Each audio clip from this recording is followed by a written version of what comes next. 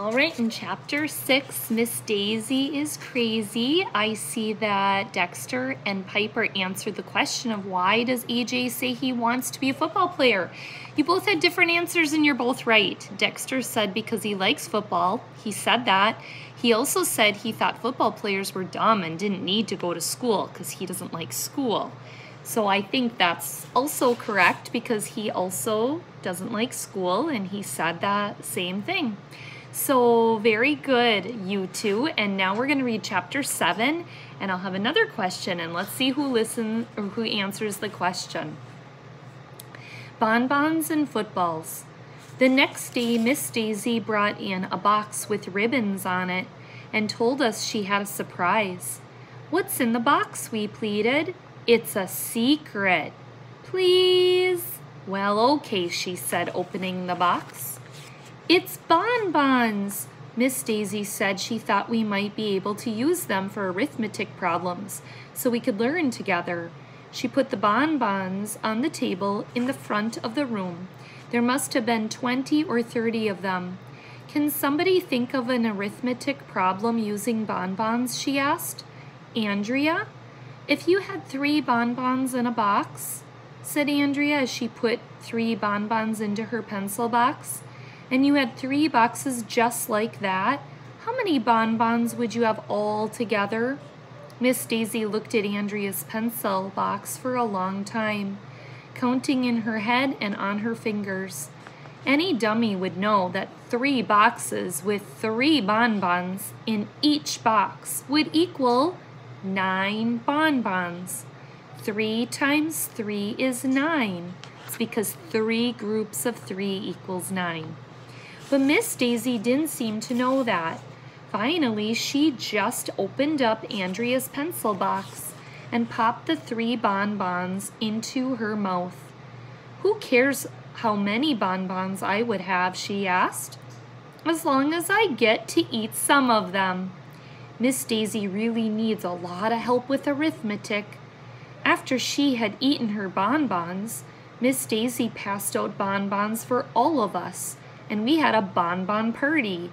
Then she said that was enough arithmetic for the day and asked what we wanted to talk about for the rest of our math time. Football, I shouted. Miss Daisy didn't like that. I talked without raising my hand first. Personally, I don't see what raising my hand has to do with talking. I don't talk with my hands. But she did let me talk. And I told her that football is just about my favoriteest thing in the world, and I know all about it. My dad takes me to every game of the Chargers, a professional football team. Maybe you can help me, Miss Daisy said. I always wondered, how long is a football field? 100 yards, I told her. Anybody knows that. Wow, that's a big field. With a field that big, how can you and your father see what's going on? My dad always tries to get us seats near the 50-yard line, I said. They're the best tickets. Why? Miss Daisy asked. Because the 50-yard line is right in the middle of the field. Does that mean that half of 100 yards would be 50 yards, she asked. Oh, she's trying to get them to do math even though they don't know they're doing it. Yup. I see, Miss Daisy said. So if you know there are 100 yards on a football field, do you know how many pennies there are in $1, Andrea? 100, hollered Andrea. Young, just like a football field. Really, said Miss Daisy. So if half the football field is 50 yards, how many pennies are in a half of $1?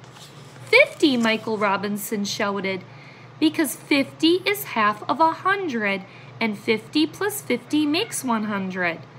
And half of 50 must be 25 because 2 quarters is 50 cents, added Emily. And 4 quarters makes $1, Ryan exclaimed.